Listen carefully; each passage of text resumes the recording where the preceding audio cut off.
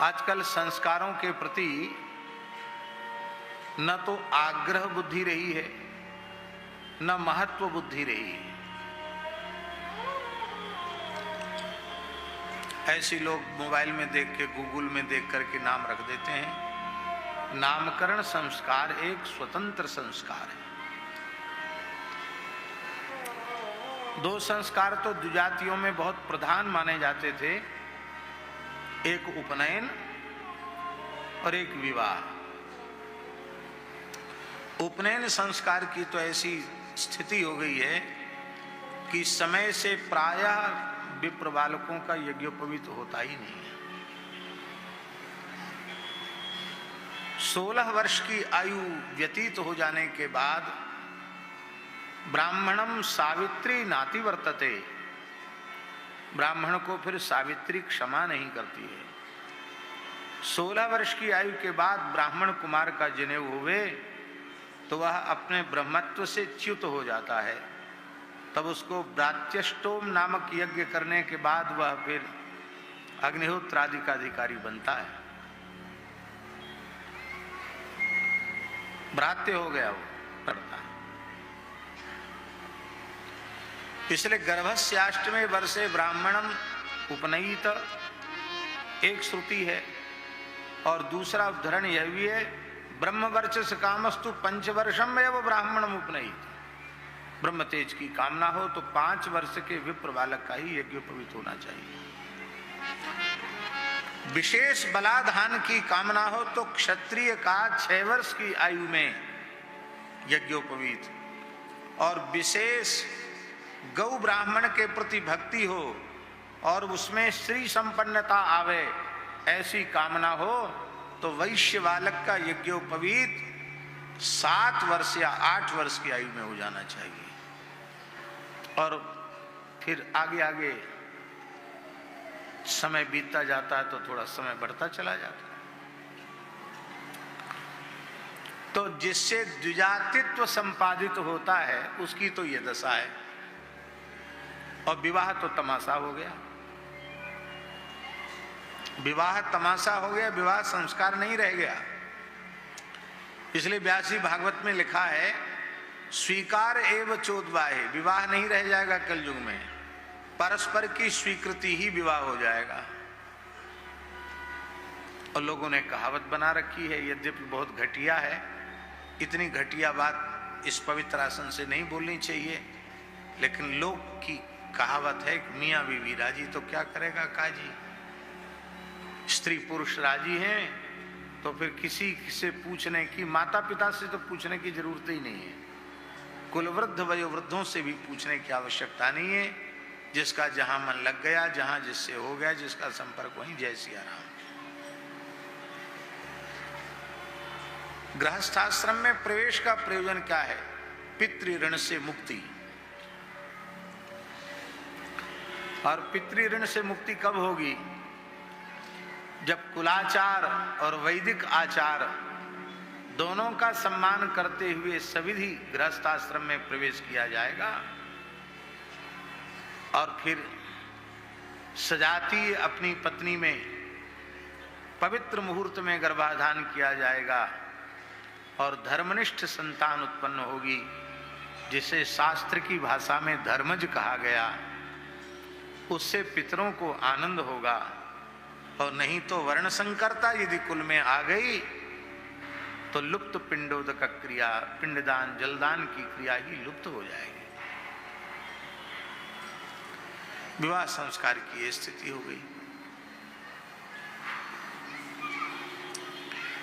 पवित्र सृजन कहां से होता है? पवित्र गृहस्थ से ही पवित्र सृजन होता है। गृहस्थाश्रम अपवित्र हो जाएगा तो उससे जो सृजन होगा वो भी अपवित्र ही होगा। विवाह में बहुत सावधानी। यहाँ स्वामी जी देखनी बात यह है कि वसुदेव जी की परिस्थिति बहुत अच्छी नहीं है। यद्यपि कंस ने उन्हें कारागार से मुक्त कर दिया है और एक सुंदर सुव्यवस्थित महल में ही मथुरा में रखा है, पर प्रतिबंध लगा रखा है कि आप मेरी बिना आज्ञा के मथुरा की सीमा के बाहर नहीं जाएंगे, हमारे निरीक्षण में रहेंगे, किससे मिलते हैं, किससे जुलते हैं, वो सब हमारे सेवकों की देखरेख में होगा। ये जिसको आजकल की भाषा में कहते हैं नजरबंद। उस परिस्थिति में भी अपने बालकों का नामकरण संस्कार अपने कुलाचार्य, कुलपुरोहित, महान दैवज्ञ महर्षि गर्ग के द्वारा ही संपादित हो, तो उन्होंने कुलगुरु को प्रार्थना की, गुरुदेव परिस्थिति तो आपके यजमान की बहुत खराब है, लेकिन आप मेरे धर्म की रक्षा करने के लिए वहां पधारें और मेरे बालकों का नामकरण संस्कार करें। इसलिए सुखदेव जी ने लिखा है वसुदेव प्रचोदिता, चोदिता नहीं है, चुद प्रेरणे, प्र उपसर्ग लग गया, विशेष विनम्र आग्रह पूर्वक भेजा कि आप जाएं। और सच्ची बात तो ब्यासी ऐसी है, एक कहावत है नीकी और पूछ, नीकी और पूछ पूछ, मतलब समझे नहीं समझे। गर्गाचार्य जी तो स्वयं व्याकुल हैं, किसी न किसी बहाने कृष्ण बलराम का दर्शन हो, और उनको आग्रह और कर दिया गया तो वे बहुत आनंद से भर गए और वे नंदस्य ब्रजम जगाम, नंद बाबा के ब्रज में आ गए। अब श्री नंद बाबा का स्वरूप देखिए आप। नंद बाबा बैठ कर के माला फेर रहे हैं और उसी समय श्री गर्गाचार्य जी महाराज का आगमन हुआ। तम दृष्ट्वा परम प्रीता प्रत्युत्थाय कृतांजलि आनर्चाधोक्षज धिया प्रणिपात पुरस्सरम। जैसे ही नंद बाबा ने गर्गाचार्य जी को आया हुआ देखा तो वे तत्काल उठकर अपने आसन से खड़े हो गए, हाथ जोड़ लिए, बड़े प्रेम से उनकी अगवानी की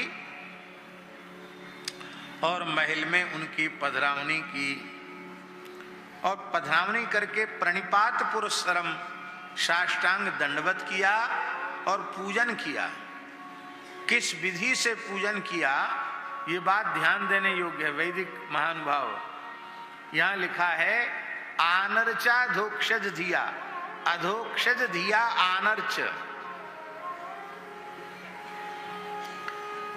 ये एक ब्रह्मर्षि हैं, दैवज्ञ हैं, यदुवंश के कुल पुरोहित हैं, केवल इतना मानकर पूजन नहीं किया। अधोक्षज धिया आनर्च, साक्षात भगवान नारायण इस रूप में हमारे द्वार पर पधारे हैं, हमारे अतिथि बने हैं। इस भाव से, भगवत भाव से, नारायण बुद्धि से उन्होंने गर्गाचार्य जी का पूजन किया। स्वामी जी नंद बाबा और वसुदेव दोनों का सख्य प्रसिद्ध है, इनकी मित्रता है। कैसे मित्रता है भाई? एक साथ पढ़ते लिखते रहते तब मित्रता होती है। कैसे मित्रता है? वो बटेश्वर सूरसेन देश, सूरसेन के पुत्र हैं और ये इधर हैं, ब्रज में हैं, कैसे इनकी मित्रता हो गई? श्री गर्गाचार्य के गुरुकुल में दोनों ने एक साथ रह करके अध्ययन किया है, इसलिए सतीर्थ हैं ये दोनों। तो जैसी सांदीपन महर्षि के गुरुकुल में श्री कृष्ण और सुदामा की मैत्री थी, ऐसी ही नंद बाबा और श्री वसुदेव जी की मैत्री है, और कुल परंपरा से भी संबंध है उनका। उसकी चर्चा अभी अवसर नहीं है, हमने अनेकों बार की है, फिर कभी विशेष अवसर पर करेंगे। यदुवंश की ही एक शाखा वैश्यवंश की हो गई, ऐसा प्रसंग पुराणों में आता है। इसलिए इस प्रकार का इनका संबंध भी है। तो गुरुजी आ गए जिनसे हमने पढ़ा, प्रसन्नता की बात है। पर व्यक्ति मानकर, शिक्षा गुरु मानकर, यदुवंश का कुलगुरु मानकर नहीं, साक्षात भगवान का स्वरूप मानकर पूजन किया। मानो यह उपदेश अपने चरित्र के माध्यम से नंद बाबा दे रहे हैं। किसी सदगृहस्थ कुल गुरु आ जाएं, कुल पुरोहित आ जाएं, उस समय उसके रूप में व्यक्ति का दर्शन मत करो, उस रूप में अनुभव करो साक्षात भगवान पधारे। आन रचा दुख दिया। अच्छा, एक बात है महाराज जी, देव शब्द का अर्थ यहां देवता नहीं है। देव शब्द का अर्थ है परमात्मा, क्योंकि दिव धातु से देव शब्द निष्पन्न होता है। दिव क्रीड़ा, बिजगीसा, स्वप्न, कांति, गतिसु, इतने अर्थ हैं दिव धातु के, और सारे अर्थ दिव धातु के परमात्मा में ही ठीक ठीक से घटित होते हैं। शब्दों की दो वृत्तियां होती हैं अर्थ कहने की, एक पर्यवसायी वृत्ति, एक अपर्यवसायी वृत्ति। तो शब्द की जो अपर्यवसायी वृत्ति है, जो शब्द के मूल अर्थ का प्रतिपादन करती है, तो प्रत्येक शब्द का मूलार्थ परमात्मा ही होता है। इसलिए यहां जो भगवान वेद ने देव शब्द का उच्चारण किया है, वह किसी देव विशेष के संबंध में नहीं कहा। देव माने परमात्मा। माता को भगवान का स्वरूप मानो, पिता को भगवान का स्वरूप मानो, गुरु को भगवान का स्वरूप मानो, अतिथि को भगवान का स्वरूप मानो। भगवान का स्वरूप क्यों माने, प्रश्न है। अरे देवता कहने से काम नहीं चलेगा, भगवान का स्वरूप क्यों माने। उपास्य में उपासक की यदि दोष बुद्धि है, तो उपासना से उसे जो लाभ मिलना चाहिए वह नहीं मिलेगा।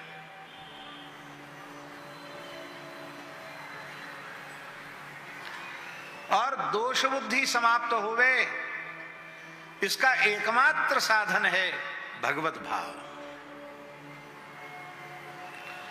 भगवत बुद्धि होगी तो दोष बुद्धि नहीं रहेगी।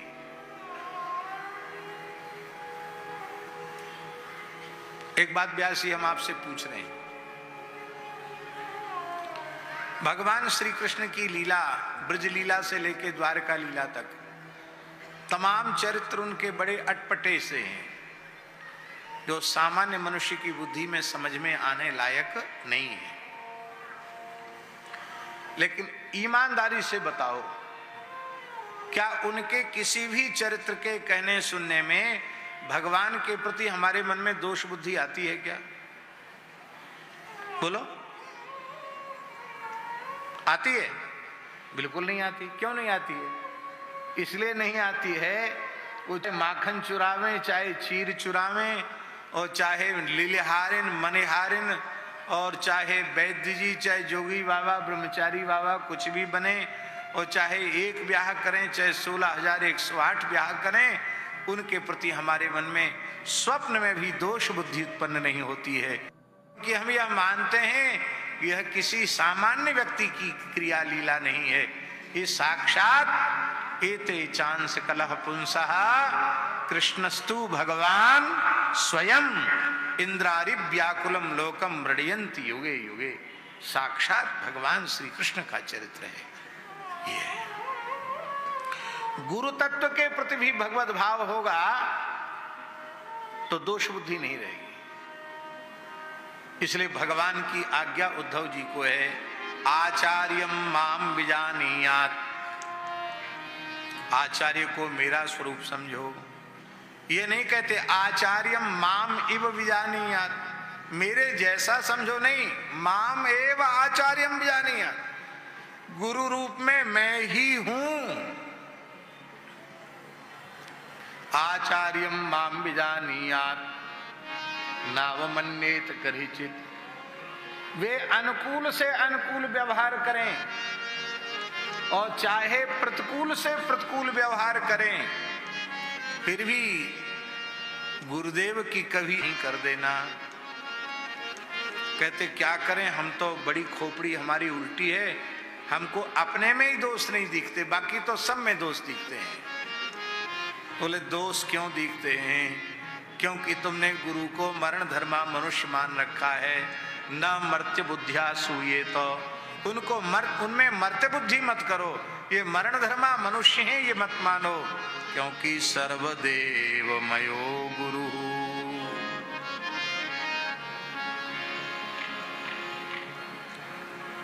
हमारे महाराज जी संतों की सेवा भी व्यक्ति मानकर नहीं की जाती है। संत सेवा क्या मानकर की जाती? संत भगवान। संत की सेवा भगवंत की सेवा है। ब्राह्मणों की सेवा क्या मान के की जाती है? भगवान मानकर की जाती है। 2 हाथ पैर वाले मनुष्यों में ब्राह्मण भगवान का स्वरूप है। 4 पैर वाले प्राणियों में गाय भगवान का स्वरूप है। गाय की सेवा किस भाव से की जाती है? पशु भाव से की जाती है क्या? भगवत भाव से गाय की सेवा की जाती है। और हम और आगे बढ़कर बोले तो भगवत भाव नहीं, गाय तो भगवान की भी भगवान है, इसलिए भगवान आराध्य हैं और गाय अति आराध्य है। भगवान इष्ट हैं और गाय अति इष्ट है। तो आनरचा धुक्षज धिया प्रणिपात पुरस्सरम, इसमें षोडशोपचारेण महाराजोपचार से पूजन किया, साष्टांग प्रणाम किया। यहाँ प्रणिपात पुरस्सरम के 2 अर्थ हैं। पहले प्रणिपात किया और संपूर्ण पूजन संपन्न होने के बाद प्रणिपात किया, क्योंकि अंतिम में साष्टांग प्रणाम है। साष्टांगोय प्रणामम ते, वैदिक लोग बोलते हैं ना, हमने साष्टांग प्रणाम किया है, आप इसके लिए कृपा करें, कृपा करें। तो साष्टांग प्रणाम किया है, मधुपर्क निवेदित किया है। पूज्य अतिथि को मधुपर्क देने से भी बड़ा पुण्य होता है। पूज्य अतिथियों को मधुपर्क देना चाहिए। आजकल चाय कॉफी की परंपरा है और पहले मधुपर्क की परंपरा थी। अतिथि आवे तो उसको पर्क की सामान्य विधि क्या है? जैसे हम उदाहरण दे रहे हैं, उत्तम मधुपर्क की विधि, पाव भर गाय का धारोष्ण दुग्ध, धारोष्ण दुग्ध का अर्थ होता है तत्काल का कढ़ा हुआ दूध, उसको छान कर अभी गुनगुना है वो दूध, और ताजा जमाया हुआ 250 ग्राम दही।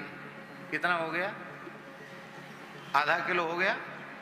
250 ग्राम दूध और 250 ग्राम दही, और उसमें 250 ग्राम शुद्ध शहद। कितना ग्राम शहद? और लगभग 100 ग्राम तपाया हुआ गाय का घी।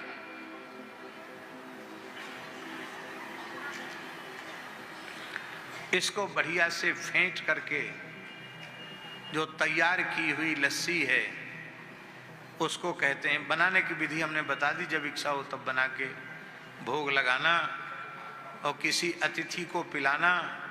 भले ही 7 कोस की गिरिराज जी की परिक्रमा करके आया हो, 1 गिलास मधुपर्क पिला दो तो कहेगा दूसरी परिक्रमा जा रहे हैं। इतनी बढ़िया चीज है, आप 1 गिलास पी लो, आनंद आ जाए। तो मधुपर्क निवेदित किया और सुपविष्टम कृतातिथ्यम, और जब वो प्रेम से बैठ गए उनका आतिथ्य कर लिया, बड़ी मीठी वाणी में उनका सत्कार किया और कहा कि हे भगवान, आप तो आत्माराम आप्तकाम पूर्ण काम हैं, पूर्णस्य करवाम किम, आप पूर्ण काम हैं, हम आपकी क्या सेवा करें। हे भगवान, आप जैसे जो आत्माराम आप्तकाम पूर्ण काम परम निष्काम ऋषि महर्षि हैं, उनका हमारे जैसे दीनहीन गृहस्थों के घर में आना वो क्या है, किस बात का सूचक है। बहुत प्यारा श्लोक है, धन्य है, बहुत बढ़िया श्लोक है। नंद बाबा ऐसे गौ ब्राह्मण के प्रति भाव वाले न होते तो लालजी उनकी गोद में भला क्यों खेलते। महद विचलनम वीणा गृहिणा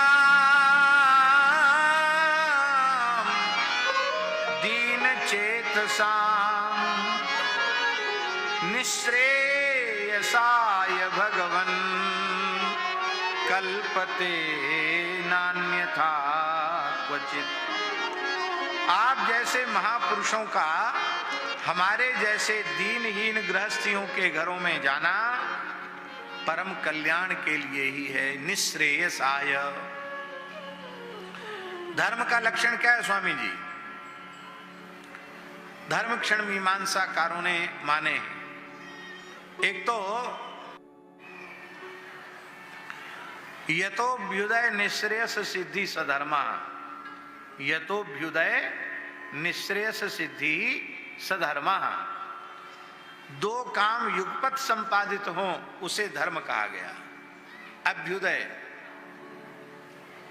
और निःश्रेयस माने मोक्ष। तो लौकिक पारलौकिक अभ्युदय और अंत में निःश्रेयस मोक्ष की प्राप्ति, आवागमन के चक्र से निवृत्ति। तो संतों के महापुरुषों के दर्शन का भी फल यही है। एक तो धर्म लाभ संपादित हो जाता है, अभ्युदय हो जाता है, और महाराज जी उनको उनके सत्संग से, उनकी कृपा करुणा से जब भी भजन में लग जाते हैं तो उनके आवागमन का चक्र भी छूट जाता है। एक घटना हम आपको सुनावें, है तो घटना बहुत वैसी ही सामान्य सी घटना है, पर आप सुनकर आपको लगेगा असामान्य घटना है। असामान्य ही है। एक महात्मा थे, हमारे महाराज जी के पास रहते थे, उनका नाम था श्री हरिराम बाबा। भगवत प्राप्त सिद्ध पुरुष थे।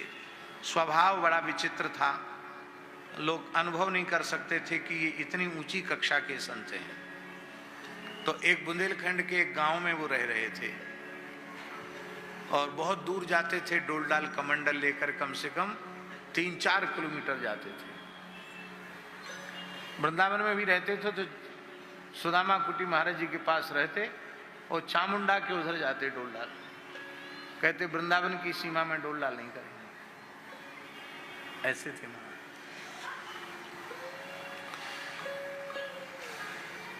तो एक भगत गांव का गरीब आदमी था, बार बार कहता महाराज मेरे घर कब आओगे, मेरे बाहर कब आओगे। अब वो तभी कहे जब वो डोलडाल के लिए जाते हो, स्नान डोलडाल के लिए। एक दिन बाबा बोले, बार बार कहता है चल आज तेरी घर में डोलडाल चलेंगे चल। तो उस जमानों में घरों में कोई शौचालय तो होते नहीं थे, चले गए भीतर। बोले बता कहाँ बैठूं। वो भी बड़ा विचित्र भगत बुंदेलखंड का आदमी, हाँ महाराज सबरो घर तुम आओ आए, चाहे जहां बैठ जाओ। तो एक मड़ा था, मड़ा जानते हैं, एक खपरेल मकान, उस मड़ा में वो बैठ गए। बोले ई में बैठ जाओ, वो बैठ गए। वहीं उन्होंने अपनी क्रिया कर दी। बाहर भगोना भर दिया, पीतल की नाद, उसमें पानी भर दिया। बाबा ने स्नान कर लिया। स्नान करके उसने थोड़ा हलवा बनाया, थोड़ा हलवा लिया, चाय ली। चाय और हलवा लेने के बाद उसने 2 रुपया दक्षिणा दी। गरीब आदमी था, 2 रुपये भी बहुत था उसके लिए। 2 रुपये दक्षिणा दी और बाबा बोले बच्चा संत के प्रति जैसी श्रद्धा होनी चाहिए वैसी श्रद्धा तेरे भीतर है।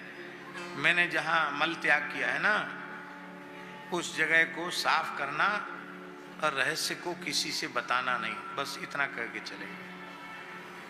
महाराज जिस जगह में संत ने मल त्याग किया वहां धन निकला।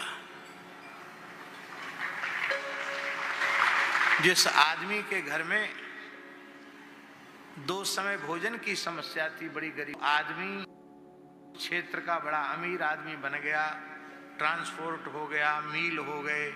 ओ महाराज बड़ा आदमी हो गया, इतना धन निकला महाराज।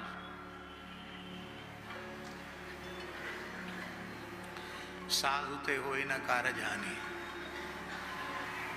बहुत से लोगों का अनुभव है कि हम बहुत अधिक विकट समस्याओं में घिरे हुए थे, पर अमुक महापुरुष का पैर पता नहीं किस मुहूर्त में हमारे घर पर पड़ गया कि हमारा सारा समाधान हो गया। देखना ही नहीं पड़ता है, आगे आगे बस बढ़ते चले जाए। तो संत महापुरुषों के पूजन से, उनकी सेवा से अभ्युदय भी होता है और निःश्रेयस की सिद्धि भी होती है। तो हे भगवान, आपके अनुग्रह से हमारा अभ्युदय तो हुआ ही है और भाग्योदय हुआ है और हमारा परम निःश्रेयस भी होगा। हे भगवान, आप ज्योतिष के ज्ञाता महानुभावों में बहुत श्रेष्ठ माने जाते हैं। आपका ज्ञान अतीन्द्रिय है। अतीन्द्रिय का अर्थ होता है इंद्रियातीत। इंद्रियातीत ज्ञान आपका है और आप ज्योतिष शास्त्र के प्रणेता हैं। श्री गर्गाचार्य जी महाराज का भी ज्योतिष शास्त्र, उनके द्वारा भी लिखा हुआ ज्योतिष शास्त्र रहा है। अब पता नहीं गर्गाचार्य मुनिकृत ज्योतिष शास्त्र पृथक से प्रसिद्ध है कि नहीं, ये हमें ज्ञात नहीं है। लेकिन भागवत के अनुसार प्रणीतम भवता येन पुमान वेद परापरम, आपने ज्योतिष शास्त्र का प्रणयन भी किया है, जिससे भूत भविष्य आदि सब बात को प्रत्यक्ष की तरह जान लिया जा सकता है। आप ब्रह्मज्ञानियों में श्रेष्ठ हैं, इसलिए आप कृपा करके हमारे पुत्रों के नामकरण संस्कार करें। बालयोरनयोर नृणाम जन्मना ब्राह्मणो गुरु। बड़ा प्यारा श्लोक है। त्वं हि ब्रह्म विदाम श्रेष्ठा संस्कारान कर्तुमर्हसि बालयोरनयोर नृणाम जन्मना ब्राह्मणो गुरु। आप ब्रह्मज्ञानियों में श्रेष्ठ हैं। ब्रह्म विदाम के दो अर्थ हैं। एक ब्रह्म शब्द का अर्थ परब्रह्म परमात्मा, उसके यथार्थ स्वरूप को समझने वाले हैं। और ब्रह्म शब्द का अर्थ वेद भी होता है। वेद, इसलिए ब्रह्मविद माने होता है वेद वेदता। और देखिए, दो हैं ब्रह्म के स्वरूप, एक शब्द ब्रह्म और एक परब्रह्म। यया तदक्षरम अधिगम्यते। इसलिए वेद वेदांग का अध्ययन करने से ही उस अक्षर ब्रह्म अक्षरातिभव हम प्राप्त कर सकते, अपरोक्षानुभव कर सकते हैं। इसलिए कहा कि आप ब्रह्म वेदज्ञों में श्रेष्ठ हैं, ब्रह्म वेदताओं में श्रेष्ठ हैं। माने परब्रह्म शब्द ब्रह्म दोनों के यथार्थ स्वरूप को समझे हुए हैं। आपके जैसा पवित्र आचार्य ब्राह्मण मिलना अत्यंत दुर्लभ है। ऐसा पवित्र वैदिक विद्वान दैवज्ञ आचार्य ब्रह्मज्ञ आचार्य प्राप्त हो जाए तो अपने बालकों का संस्कार उन्हीं से कराना चाहिए। आप संस्कार करावें क्यों? लिख लो श्लोक, भागवत के 8वें अध्याय का 6ठा श्लोक है ये। और इसमें भगवान के पिता नंद बाबा कह रहे हैं, जन्मना ब्राह्मणो गुरु। ब्राह्मण जन्म से ही गुरु होता है। अब एक बड़ी भारी चर्चा इसमें छिड़ी हुई है देश में। एक बड़ी संख्या वाला वर्ग ये मान रहा है कि जन्मना जाति का कर्मणा जाति का व्यवस्थापन होना चाहिए। और हम इस विवाद में नहीं पड़ रहे हैं, पर हम एक विनम्र आग्रह कर रहे हैं कि आप आग्रह रहित होकर महाभारत ग्रंथ को देखिए, जिसे पंचम वेद कहा जाता है। व्यास भगवान की कृति पुराणों को देखिए, जो वेद दुराग्रह शून्य होकर के, तो आपके भीतर यह बात स्पष्ट हो जाएगी कि जन्मना जाति का निर्णय नहीं, कर्मणा जाति का निर्णय नहीं, जाति की शरीर है। अमुक व्यक्ति अमुक प्रकार के कर्म कर रहा है, इसलिए अमुक योनि में जाएगा, ये कैसे निश्चित होगा?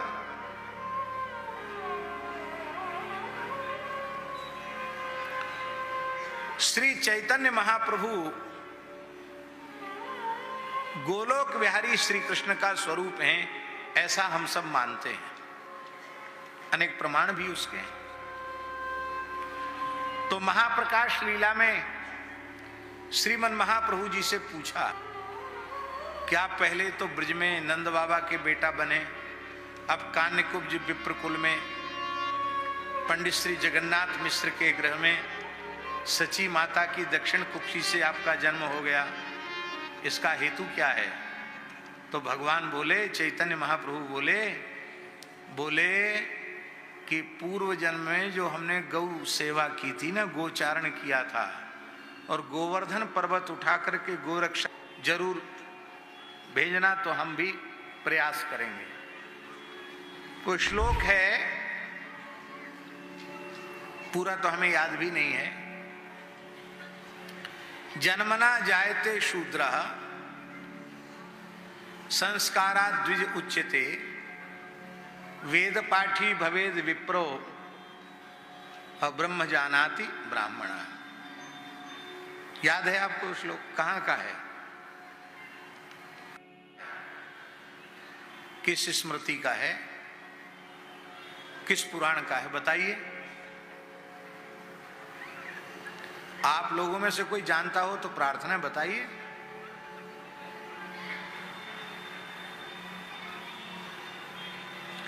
हमें लगता हमारे जैसे किसी अनपढ़ गंवार आदमी ने श्लोक लिख दिया और उसका प्रचार कर दिया।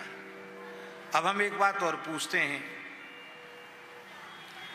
ब्रह्म जानाति, यह व्युत्पत्ति करेंगे स्वामी पूर्णमानंद जी महाराज, ब्रह्म जानाति यह अर्थ करेंगे तो ब्राह्मण शब्द बनेगा? क्या बनेगा? जब ब्रह्म जानाति यह व्युत्पत्ति करेंगे तब बनेगा ब्रह्मज्ञ, ब्राह्मण नहीं बन सकता। इसलिए श्लोक बनाने वाला पढ़ा लिखा बिल्कुल नहीं था, उसको व्याकरण का तो किंचित भी बोध नहीं था। ब्रह्म जानाति ब्राह्मणा नहीं होगा, ब्रह्म जानाति ब्रह्मज्ञ। इसलिए वर्ण व्यवस्था को और आश्रम व्यवस्था को मनमाने स्वरूप से नहीं मानना चाहिए। नित्य सिद्ध अनाद्य पौरुषे भगवान वेद ने, और वेदों का व्याख्यान करने वाले भगवान कृष्णद्वैपायन व्यास जी ने इतिहास और पुराण में जिस रूप में वर्णाश्रम व्यवस्था को स्वीकार किया है, उसी रूप में वर्णाश्रम व्यवस्था को स्वीकार कर लेने से हम सबका भला होगा। हाँ, अब एक बात हम जरूर कहेंगे, स्वे स्वे कर्मण्यवृतो संसिद्धिम लभते नरः। ये जो श्रीमद् भगवद गीता में भगवान का उद्घोष है, इस सब के कल्याण की गारंटी लेता है। इसलिए सब वर्ण, महाराज जी बैठे हैं, सेन जी महाराज जिस कुल में उत्पन्न हुए थे उसी कुल का धर्म करते करते सिद्ध हो गए हैं। नाभाजी लिख रहे हैं, तादृश हुए ते ही काल धूप को तेल लगायो, तादृश हुए ते ही काल धूप को तेल लगायो।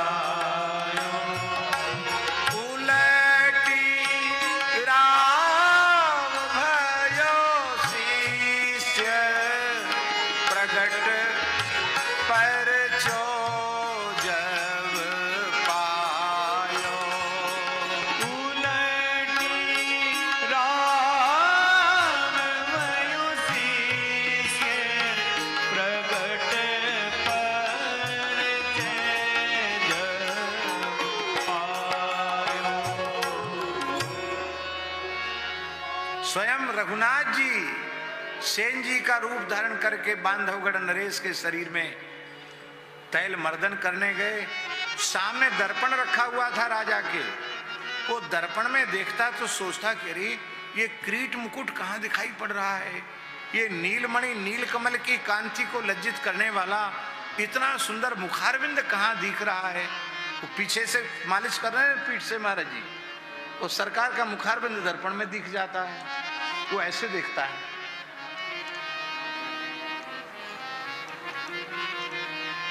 तो देखता सेन जी हैं, फिर बैठ जाता है, फिर दिखता दर्पण में, फिर ऐसे देखता तो सेन जी हैं। पर आज जैसा सुख आनंद उसे कभी मिला नहीं।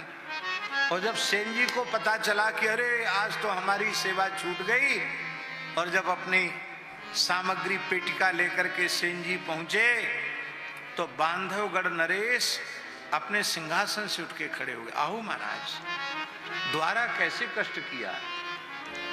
बोला महाराज आप हंसी मत करो, हम गरीब आदमी हैं, आपकी द्वारा दी हुई रोजी रोटी से पलते हैं, कुछ साधु सेवा करते हैं, हम तो आए ही नहीं, हमारे यहाँ जमात आ गई तो हम तो साधुओं की सेवा में लग गए। तब व्यास जी उनको समझ में आ गया कि अरे वो क्रीट मुकुट और मुखारविंद रघुनाथ जी का था। मेरे जैसे रजोगुणी तमोगुणी को दर्पण में ठाकुर जी की छवि दिख गई, साष्टांग पड़ गया चरणों में और बोला आज से आप मेरे गुरु और मैं आपका शिष्य। उलटी राव भयो शिष्य प्रगट पर जो जब पायो। उलटी राव भयो शिष्य प्रगट पर जो जब पायो। जीव के कल्याण में न तो कोई वर्ण बाधक है न कोई आश्रम बाधक है। वो वर्णाश्रम व्यवस्था का आदर नहीं करता है और ईमानदारी से निष्काम भाव से भगवान का भजन नहीं करता है, यही उसके कल्याण की सबसे बड़ी बाधा है। कोई वर्ण कोई आश्रम जीव के कल्याण में बाधक नहीं है। जो जहां है महाराज जी वहीं रहकर पूरा पूरा कल्याण कर सकता है। उसमें ये नहीं कि ब्राह्मण का होगा उसका नहीं होगा, सबका होगा कल्याण, मनमाने तरीके से नहीं होगा। भगवान की आज्ञा गीता जी है, गीता जी में जो भगवान ने कहा उसको मानो, कल्याण हो जाएगा। राम राम करो, कल्याण हो जाएगा। बोलो भक्तवत्सल भगवान की जय। तो जन्मना जायते शूद्र, चलो एक अंश में हम मान लें यही बात ठीक है, जन्मना जायते शूद्र संस्कार द्विजुचिते। अब एक प्रश्न हम कर रहे हैं, नचिकेता का उपनयन संस्कार नहीं हुआ था, हुआ था? बालक था, अनुपनीत था, अभी उसका यज्ञोपवीत नहीं हुआ था। और पिताजी का नाम क्या था? बाजश्रवा, उद्दालक। तो पिताजी विश्वजित यज्ञ में सब दान कर रहे थे, बूढ़ी बूढ़ी गाय भी दे रहे थे। तो उसने कहा कि पिताजी अच्छी वस्तु प्रिय वस्तु दान करनी चाहिए और मैं आपका सबसे प्रिय हूं, आप मुझे किसको देंगे? तो तपस्वियों को गुस्सा थोड़ा जल्दी आ जाता है, आग रहती ना तपस्या की, इसलिए तो तपस्या का क्षरण हो जाता है। तो उनको गुस्सा आ गया, बार बार पूछता है कि मुझे किसको दोगे? मृत्यु में तो अंधदामी, मैं तुझे मौत को देता हूं। उस पितृभक्त बालक ने चरणों में प्रणाम किया और अभी उसका उपनयन संस्कार भी नहीं हुआ है और ब्रह्म तेज से संपन्न वह छोटा सा बालक मात्र 4-5 वर्ष की जिसकी आयु है, वह नचिकेता यमलोक की यात्रा में सदेह चला गया। यमराज कहीं बाहर गए थे, 3 दिन बाद लौट के आए। तो अर्घ पाद्य आदि से विधिवत, आप उपनिषद में है कि नहीं, अर्घ पाद्य आदि से विधिवत नचिकेता का अर्घ देकर आदर किया यमराज ने। अब वो तो धर्मराज हैं, यमराज हैं, धर्म के मर्म को उनसे अधिक जानने वाला कौन होगा? यदि इस व्यवस्था का आदर करने वाले वे होते कि जन्मना जायते शूद्र, तब तो नचिकेता धर्मराज के द्वारा अर्घपाद्यादि का अधिकारी नहीं था। और कर्मणा यदि होता तो महर्षि अंगिरा के पुत्र बृहस्पति हुए, भगवान नारायण के नाभि से कमल हुआ, कमल से ब्रह्मा जी हुए, ब्रह्मा जी के मुख से अंगिरा हुए और अंगिरा के पुत्र बृहस्पति हुए और बृहस्पति के पुत्र महर्षि भरद्वाज हुए, जिनके बारे में कहा जाता भरद्वाज मुनि बसई प्रयागा जिन्हीं राम पद अति अनुरागा। महर्षि भरद्वाज हुए और महर्षि भरद्वाज के पुत्र हुए कौरव पांडवों के गुरु द्रोणाचार्य। ये द्रोणाचार्य महर्षि भरद्वाज के पुत्र हैं। यज्ञ के द्रोण नाम के पात्र में उनका अमेघ तेज स्खलित हुआ और उस यज्ञ द्रोण नामक यज्ञ पात्र से उस स्वर्ण की समान अंग कांति वाले ब्रह्म तेज से संपन्न बालक का प्राकट्य हो गया। उन्हीं का नाम हुआ महर्षि द्रोण, जिन्हें महर्षि भरद्वाज का अयोनिज पुत्र कहा जाता है। किसी मातृगर्भ से उनका जन्म नहीं हुआ, इसलिए भरद्वाजस्यापत्यम पुमान भारद्वाजो द्रोणाचार्य ग्रंथों में लिखा है। भरद्वाज के पुत्र भारद्वाज माने द्रोणाचार्य। अब द्रोणाचार्य ब्रह्मर्षि अंगिरा के कुल में उत्पन्न हुए हैं। देवगुरु बृहस्पति के पौत्र हैं, देवगुरु बृहस्पति के पुत्र हैं, नहीं हाँ पौत्र हैं। उनके पुत्र भरद्वाज और भरद्वाज के पुत्र द्रोणाचार्य बृहस्पति के पौत्र हैं महाराज जी। और कर्म कौन सा कर रहे हैं? जीवन भर युद्ध करना, युद्ध सिखाना और 10,000 वीरों का रोज संहार कर रहे हैं युद्ध में। घोर क्षत्रिय कर्म कर रहे हैं, लेकिन घोर क्षत्रिय कर्म करने के बाद भी द्रोणाचार्य को क्षत्रिय नहीं कहा गया है? युधिष्ठिर ब्राह्मण धर्म का ही पालन कर रहे जीवन भर। हाँ, जैसे ब्राह्मण क्षमाशील होते हैं, सरल होते हैं, वेद पाठ करते हैं, वो वैदिक धर्म में ही लगे रहते हैं। लेकिन उन्हें भरतवंशी क्षत्रिय ही कहा गया, ब्राह्मण नहीं कहा गया। इसलिए भागवत में लिखा है महाराज जी, विप्रधर्मा च्युताश्रया, विप्रधर्मा, विप्रा नहीं विप्रधर्मा, विप्रवत धर्माचरणशीला, ब्राह्मणों के समान धर्माचरणशील है।